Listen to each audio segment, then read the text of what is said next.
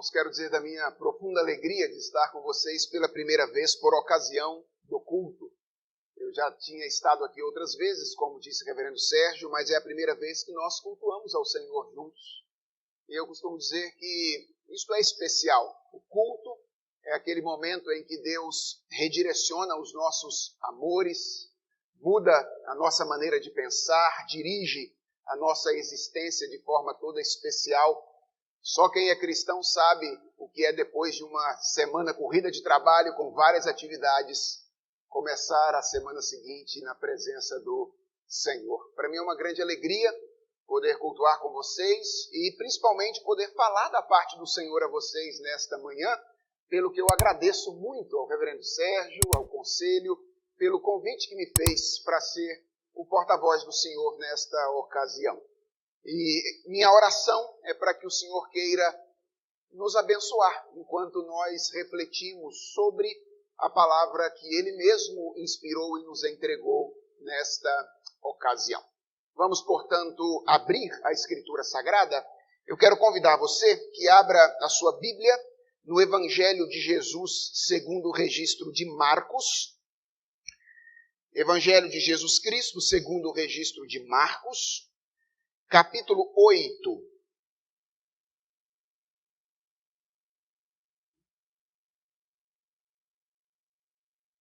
Marcos, capítulo 8. Eu farei a leitura dos versos 22 a 30. Oitavo capítulo do Evangelho segundo Marcos, versos 22 a 30. Eu farei a leitura, peço aos irmãos que acompanhem de maneira silenciosa e atenta a leitura da palavra do Senhor e recebam com fé esta que é a palavra do nosso Deus. Ela diz assim: Então chegaram a Betsaida e lhe trouxeram um cego, rogando-lhe que o tocasse. Jesus, tomando o cego pela mão, levou-o para fora da aldeia e, aplicando-lhe saliva aos olhos e impondo-lhe as mãos, perguntou-lhe: Vês alguma coisa? Este, recobrando a vista, respondeu: Vejo os homens, porque como árvores os vejo andando. Então, novamente lhe pôs as mãos nos olhos e ele, passando a ver claramente, ficou restabelecido e tudo distinguia de modo perfeito. E mandou Jesus embora para casa, recomendando-lhe: Não entres na aldeia. Então, Jesus e os seus discípulos partiram para as aldeias de Cesareia de Filipe e no caminho perguntou-lhes: Quem dizem os homens que sou eu? E responderam: João Batista, outros Elias, mas outros alguns dos profetas. Então lhes perguntou: Mas vós, quem dizeis que eu sou? Respondendo Pedro lhe disse: Tu és o Cristo. Advertiu-os Jesus de que a ninguém dissessem tal coisa a seu respeito. Vamos orar ao Senhor mais uma vez e pedir ao Senhor a graça da iluminação. Senhor, nós queremos agradecer-te pelo privilégio de abrirmos a tua palavra, o privilégio de ouvir publicamente a leitura dela e o privilégio de ouvir a exposição da tua palavra. Senhor, tu tens sido bom para conosco e este momento é uma evidência disso.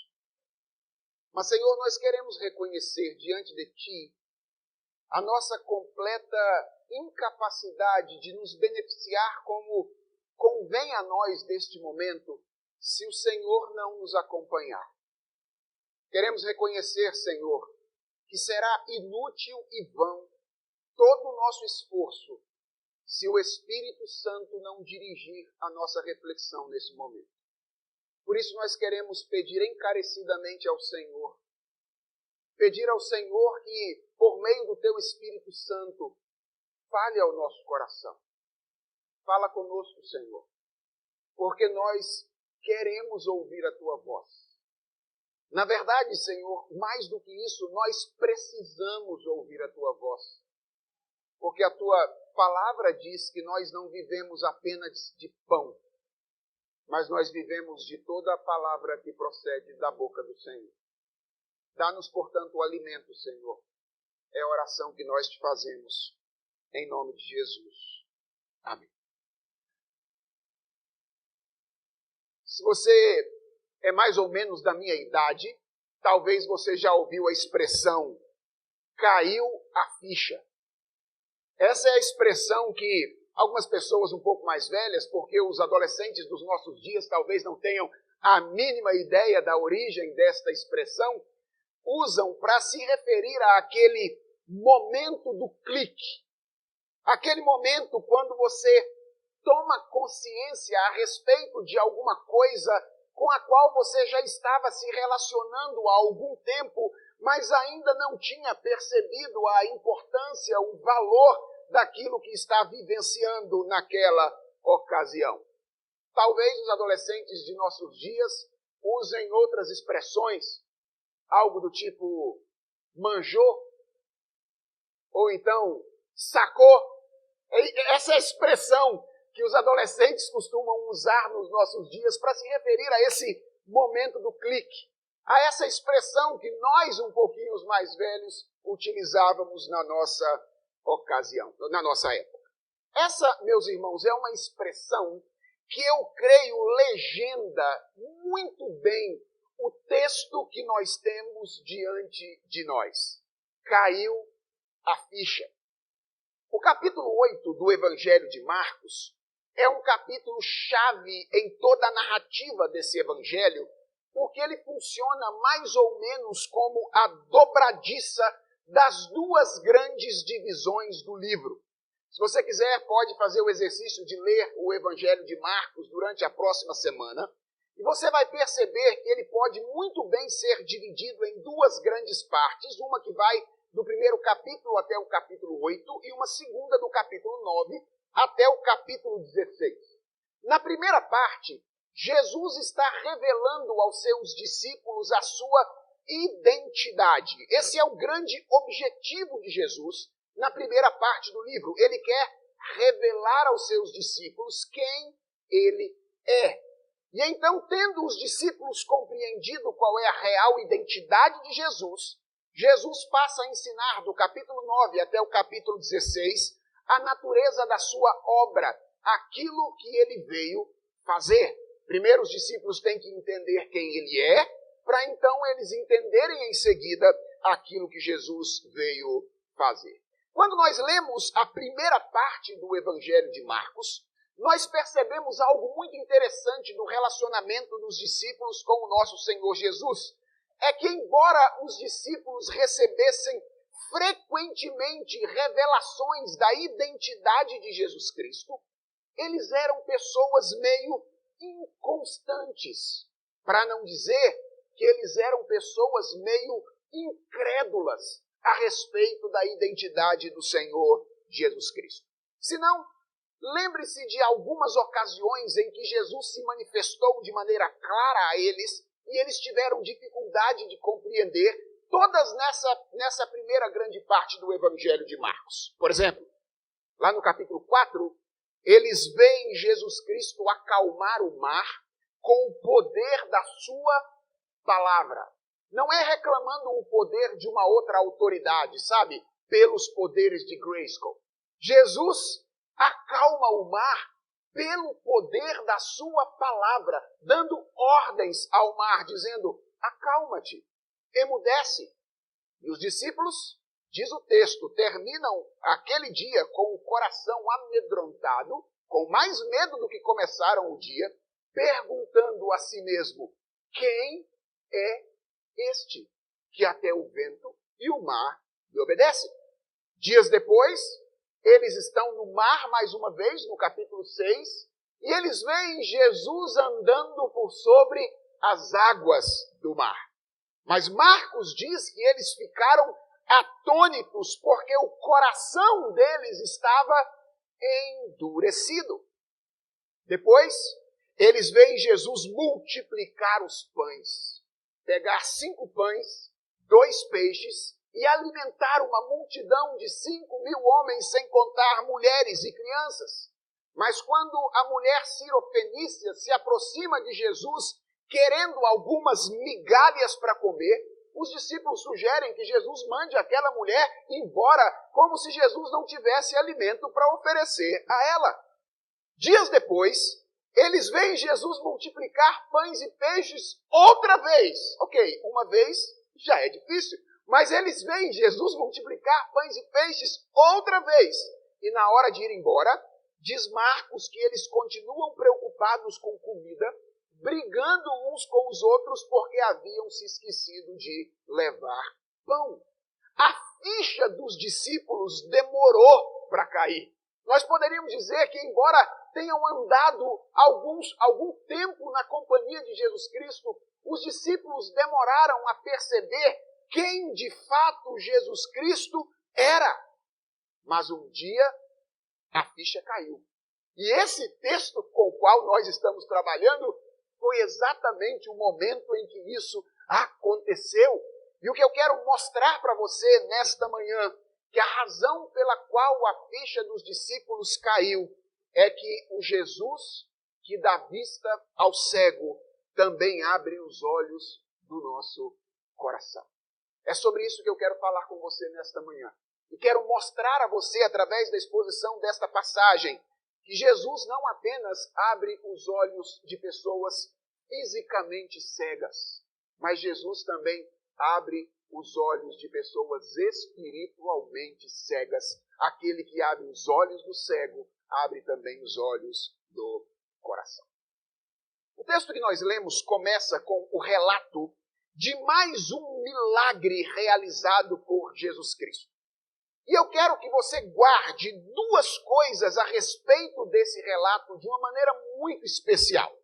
A primeira coisa importante para entender, se queremos compreender o que está acontecendo nessa passagem, é que esta é a primeira vez no Evangelho de Marcos que Jesus cura um cego. É a primeira vez.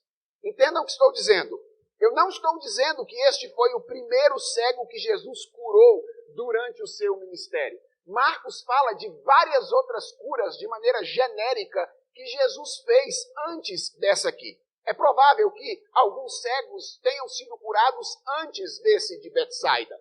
Mas Marcos, quando escreveu o seu evangelho, resolveu destacar pela primeira vez uma cura de cegueira aqui no capítulo 8, do verso 22 até o verso de número 26. Irmãos, isso não acontece por acaso. Aliás, Jesus nunca fez milagres por acaso e os evangelistas nunca registraram os milagres de Jesus por acaso. Uma das palavras que a Bíblia usa para se referir aos milagres de Jesus é a palavra sinal. O que é um sinal? O sinal é alguma coisa que aponta para algo fora de si. Pense no sinal de trânsito. Ele não fala a respeito dele. Ele fala a respeito de alguma coisa que está fora dele. Isso significa que os milagres de Jesus sempre apontam para verdades espirituais a respeito dele e da nossa relação com ele. Deixe-me exemplificar isso aqui no Evangelho de Marcos. Por que Jesus curou aquele paralítico que os amigos desceram pelo eirado? E com que objetivo Marcos registra a cura desse paralítico? Você se lembra por que Jesus curou aquele paralítico? Aliás, a cena é absolutamente estranha, porque os homens descem o paralítico pelo eirado, Jesus olha para ele e diz: estão perdoados os teus pecados. Talvez os amigos olhassem para Jesus e dissessem: não era bem isso que a gente queria quando a gente colocou esse paralítico aqui. Mas Jesus começa pelo: estão perdoados os teus pecados. Isso gera entre as pessoas uma conversa sobre quem é Jesus. Esse homem pode perdoar pecados, e aí Jesus então diz: para que vocês saibam que o Filho do Homem tem autoridade para perdoar pecados, toma teu leito, levanta e anda. Por que Jesus curou aquele paralítico? Para revelar a autoridade que Jesus tem para perdoar pecados. Por que Jesus acalmou a tempestade? E por que Marcos faz questão de registrar que ele fez isso simplesmente pelo poder da sua palavra? Para revelar que Jesus é a autoridade sobre a criação. Ele é aquele que cria todas as coisas em Gênesis 1, ele é a palavra criadora de Deus, e ele é a palavra que reorganiza o funcionamento da realidade quando ele quiser. Por que Jesus expulsou os demônios do Gadareno? E por que Marcos registra a expulsão dos demônios do Gadareno logo depois do episódio dos discípulos no meio do mar? Simples, para aprofundar o nosso entendimento a respeito da autoridade de Jesus. O que Marcos quer dizer é, Jesus não tem apenas autoridade sobre a natureza. Jesus tem autoridade sobre os demônios. Jesus tem autoridade sobre as forças espirituais. E por que Jesus ressuscita a filha de Jairo? E por que Marcos registra a ressurreição da filha de Jairo imediatamente depois da expulsão dos demônios do Gadareno? Para aprofundar ao limite a nossa compreensão da autoridade de Jesus. Para deixar claro para nós que Jesus não tem apenas autoridade sobre as forças da natureza. Que Jesus não tem apenas autoridade sobre os demônios e as forças espirituais. Jesus tem autoridade sobre a morte. Irmãos, milagres são sinais. Sempre que Jesus realiza um ato miraculoso, ele está apontando para verdades espirituais a respeito dele e a respeito daqueles que estão se relacionando com ele. E isso significa que, ao escolher este momento para destacar a cura de um cego pela primeira vez, Marcos não o faz por acaso. Ele deseja ensinar aos seus leitores alguma coisa a respeito do caráter ou da natureza de Jesus Cristo. Então essa é a primeira coisa que eu quero que você guarde na mente para entender a passagem. É a primeira vez que Marcos coloca a cura de um cego e ele não faz isso por acaso. A segunda coisa que você precisa guardar para entender a passagem é que a cura deste cego possui um forte paralelo com a cura do surdo gago que está no capítulo 7, que é o capítulo imediatamente anterior. Mas preste atenção. Embora haja muitas semelhanças entre essas duas curas, há uma diferença que é fundamental e que nos ajuda a entender o que é que ela está fazendo nesse lugar. Qual é a diferença? Jesus cura o surdo gago de uma vez. E Marcos faz questão de ressaltar isso no capítulo 7, verso de número 35. Marcos diz que quando Jesus toca o surdo gago nos ouvidos e na língua, abriram-se-lhe os ouvidos e logo se soltou o empecilho da língua e ele falava desembaraçadamente. Ou seja, Marcos faz questão de mostrar para nós que o surdo gago ele foi curado de uma vez. Mas o cego é curado por etapa. Vocês pararam para perceber isso? Jesus toca os olhos do cego e aí pergunta para ele, você está enxergando? E aí ele diz assim, eu estou enxergando mais ou menos. Eu vejo os homens, mas eu os vejo como árvores.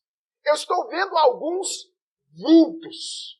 E aí então, com uma segunda ação de Jesus, é que ele passa a enxergar de maneira plena e de maneira perfeita. Minha pergunta, por que Jesus fez isso?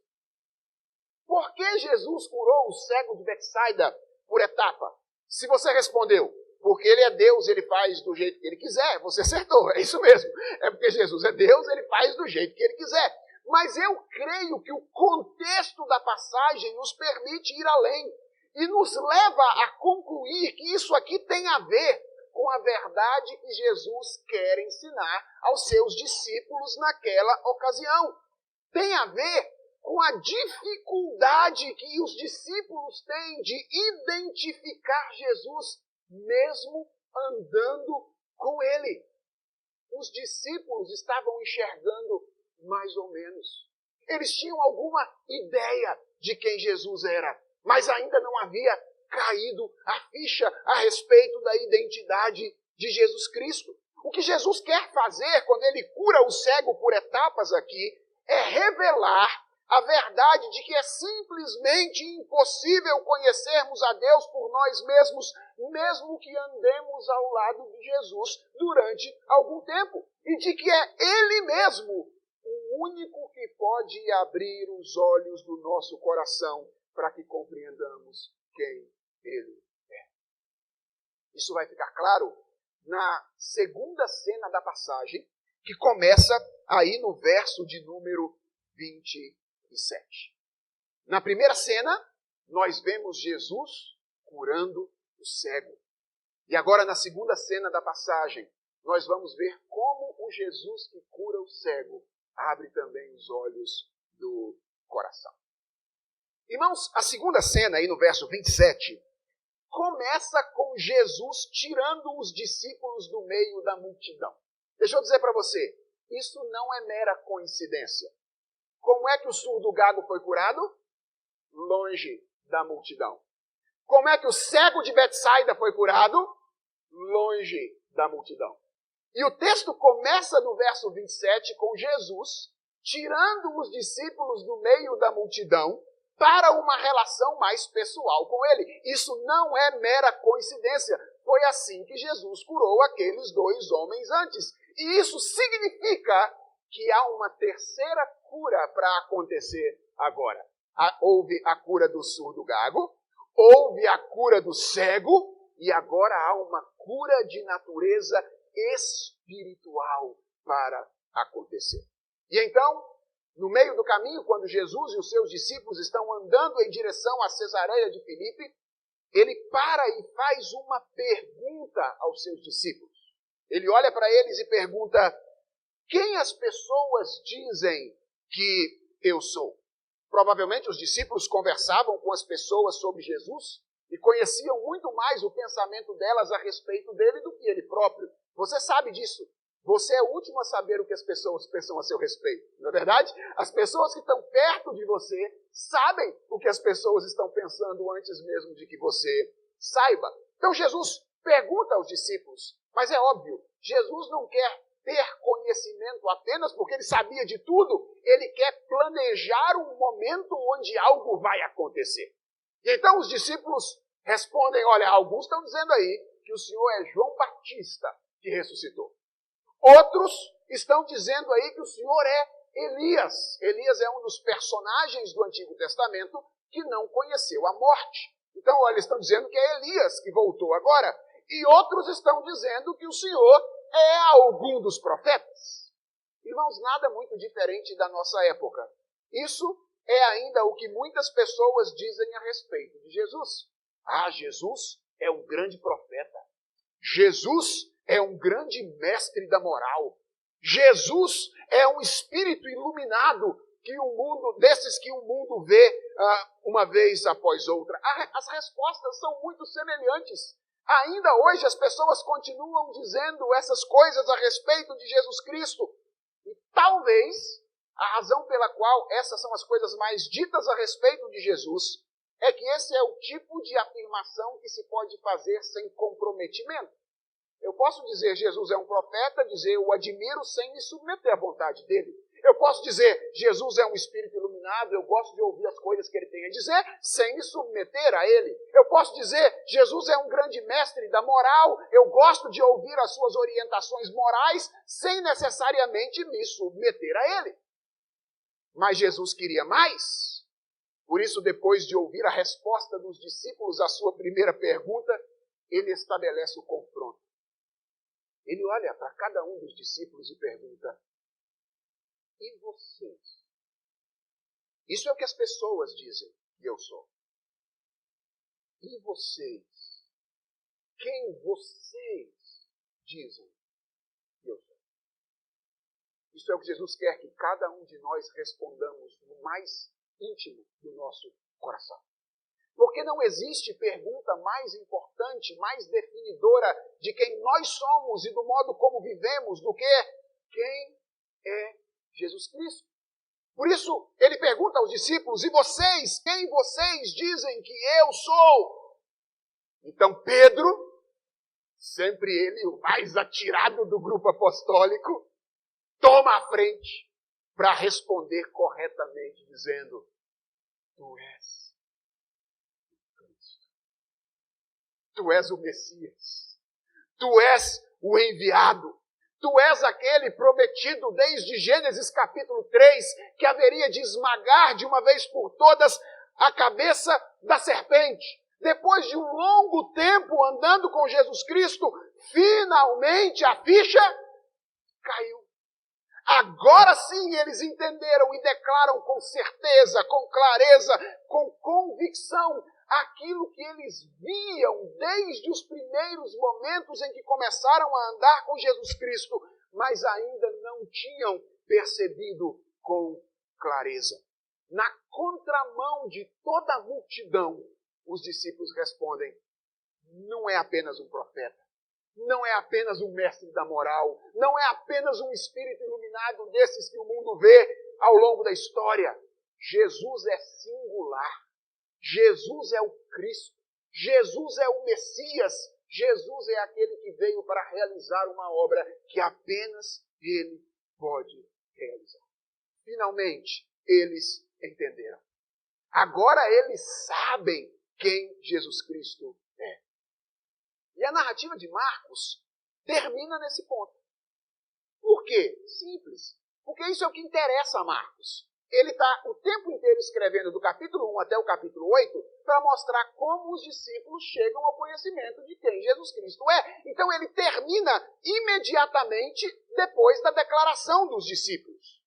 Mas, quando nós vamos para os outros evangelhos, por exemplo, quando a gente vai a Mateus, nós encontramos um complemento que é altamente significativo para o nosso entendimento daquilo que está acontecendo aqui. Mateus diz que quando Pedro pula na frente de todo mundo e diz, tu és o Cristo, o Filho do Deus vivo, Jesus dá uma freada nele e diz assim, bem-aventurado és, Simão Barjonas, porque não foi carne e sangue que te revelaram isso, mas o meu Pai que está no céu. Irmãos, o que esta frase de Jesus Cristo mostra para nós neste episódio? Que os discípulos não haviam chegado à compreensão da identidade de Jesus porque eles eram mais inteligentes que as outras pessoas. Homens inteligentes conseguiram ligar os pontos e chegar à conclusão a respeito de quem Jesus é. Mostra que eles não fizeram isso porque eles eram mais perspicazes que as outras pessoas. Mostra que eles não fizeram isso porque eles eram mais esforçados, mais resistentes do que os outros. Eles andaram mais tempo e então eles chegaram à conclusão porque eles conseguiram perseverar enquanto outras pessoas não conseguiram.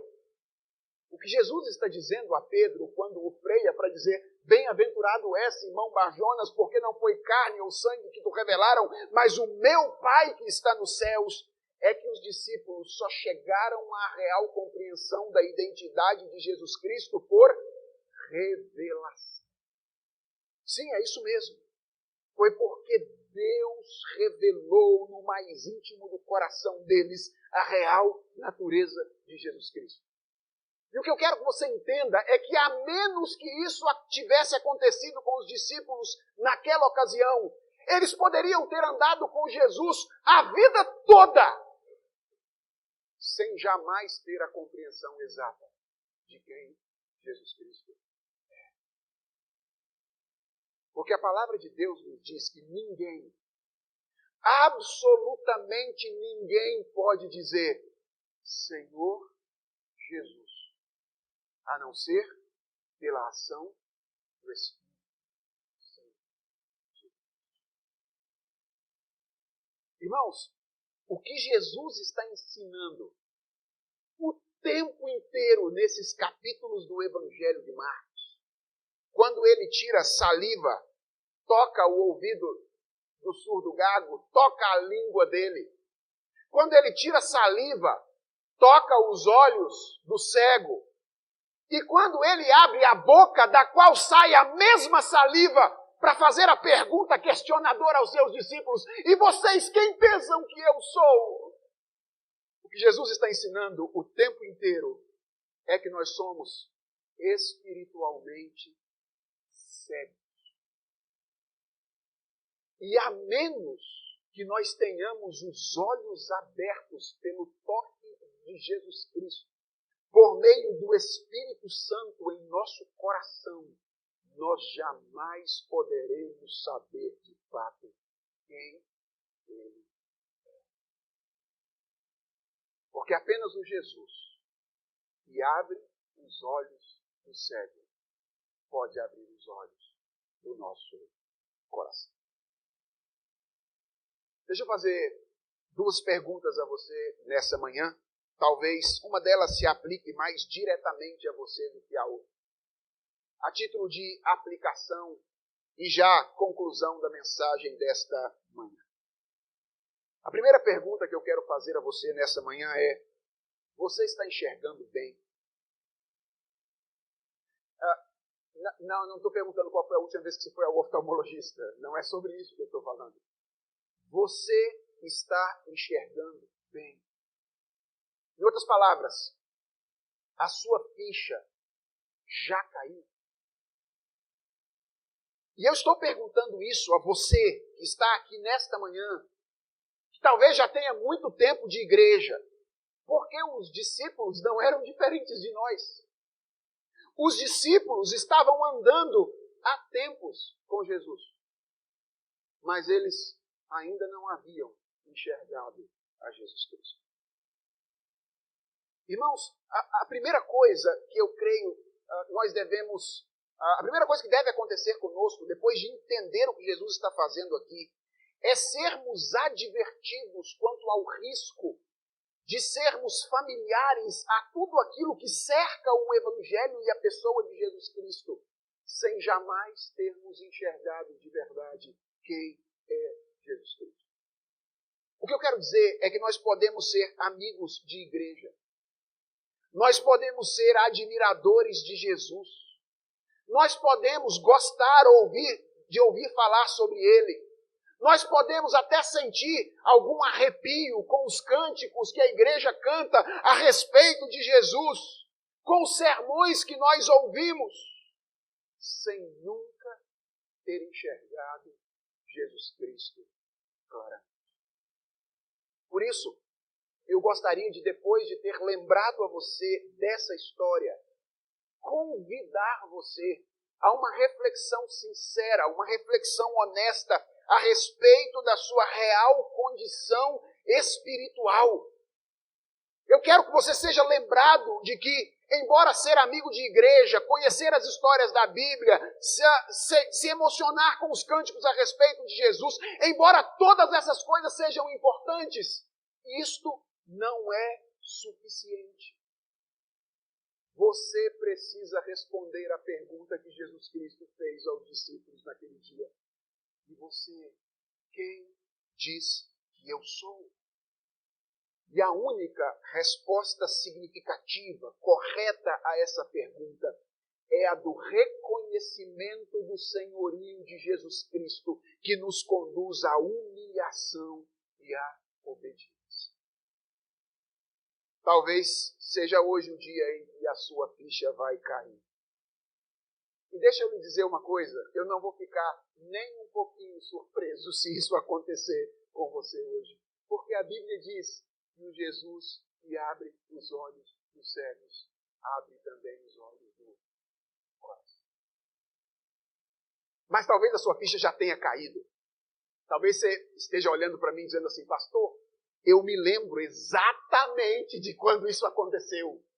Foi no dia tal, ouvindo o pastor fulano de tal, pregando o sermão tal, Foi naquele dia, eu me lembro, eu tenho plena convicção de que naquele dia as escamas dos meus olhos caíram e eu enxerguei Jesus Cristo, eu vi quem de fato Jesus Cristo é. Se esse é o seu caso, que bom. Deus seja louvado, porque Ele já abriu os seus olhos e você já enxergou a verdadeira identidade de Jesus Cristo. Mas isso não significa que você não tenha algo acerca do qual você precisa tomar cuidado nesta manhã. Eu estou me referindo aqui ao risco da autossuficiência resultante da familiaridade. Explico. Tem muita gente que acha que porque viu Jesus um dia, pode viver por conta própria a vida cristã como se não mais precisasse dele. Tem muita gente que acha que precisa de Jesus para a conversão inicial. Aquele dia eu criei em Jesus, agora é por minha conta.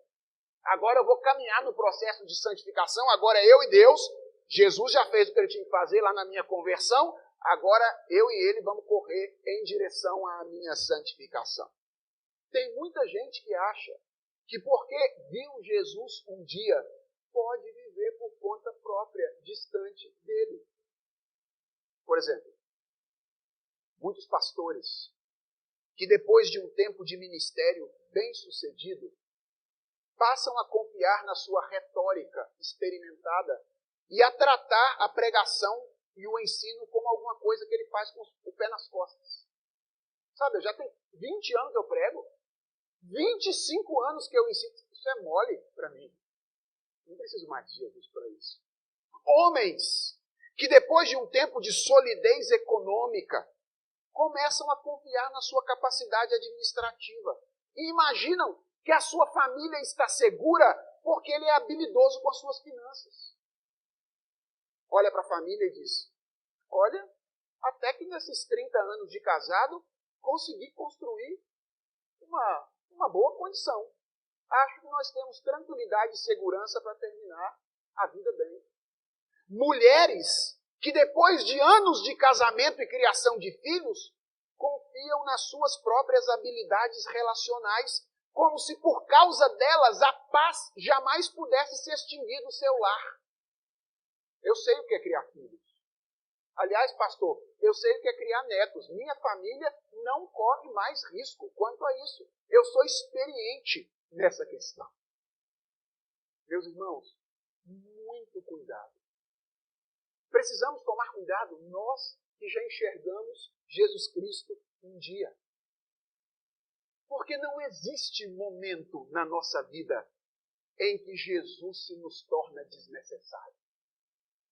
Não existe. Sabe por quê?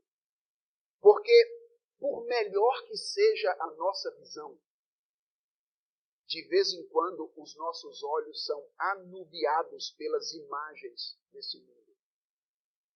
E nós começamos a ver os homens como árvores.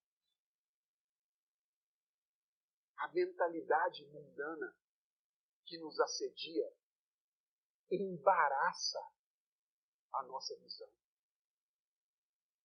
E nós estamos achando que estamos enxergando bem, enquanto, na verdade, estamos enxergando vultos ao nosso redor.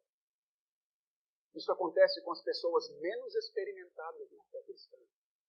Mas isso também acontece com as pessoas mais experimentadas na fé cristã. As imagens desse mundo, os desejos do nosso coração, têm o poder de cativar os nossos olhos e nos fazer ver o que queremos, embaraçando a nossa visão para aquilo que de fato deveríamos enxergar. E o que nós precisamos quando isso acontece? Nós precisamos do toque de Jesus de novo.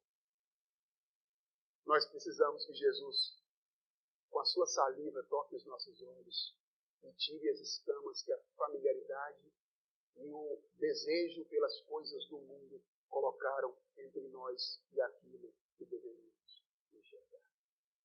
E sabe qual é a boa notícia? O grande evangelho desta passagem é que se Jesus Cristo estava disposto a abrir os olhos de alguém que nunca o enxergou um dia, como o cego de Betsaida, quanto mais ele está disposto a abrir os olhos daqueles que caminham com ele. Esse é o Evangelho. É por isso que nós podemos, todas as vezes em que os nossos olhos começam a ficar anuviados, correr para Jesus de novo e dizer: Jesus Cristo, me ajuda a enxergar direito. Porque nós temos um Deus que nos ama. Um Deus que está disposto a abrir os olhos das pessoas que nunca andaram com Ele. E que está ainda mais disposto de tocar os olhos, tirar o anuviamento dos olhos daquele que caminham com Ele em arrependimento. Minha oração é que nessa manhã nossos olhos sejam abertos. Ou pela primeira vez, ou mais uma vez, para enxergarmos como devemos quem Jesus Cristo é, o nosso Senhor, o nosso Salvador, o nosso Redentor constante, que nos livra de nós mesmos e nos encaminha em direção ao Senhor, o nosso Deus e bom Deus e Pai. Que Ele tenha misericórdia de nós